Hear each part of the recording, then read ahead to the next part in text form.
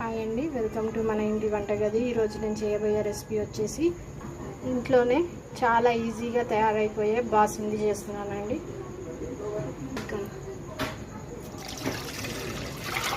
1 litre milk తీసుకున్నానండి. నేను పాలు ఇలా బాగా ఉడకాలండి.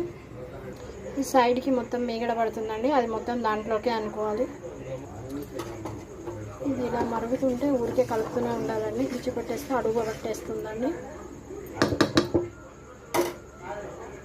కాస్తంత కుంకుమ పువ్వు వేసుకోండి. చూడండి ఎట్లా మరిగిపోయి చాలా కొద్దిగా అయ్యాయి. చూడండి, బాసుంది రెడీ అయిపోయింది. ఇందులో కాస్తంత చక్కెర వేసుకోవాలండి, షుగర్. చూడండి అయిపోయినట్టే. చూడండి ఎంతో రుచికరమైన బాసుంది రెడీ అండి. ఒక్కసారి ఇలా ట్రై చేయండి. నచ్చితే లైక్ చేయండి, షేర్ చేయండి, నా ఛానల్ని సబ్స్క్రైబ్ చేయండి.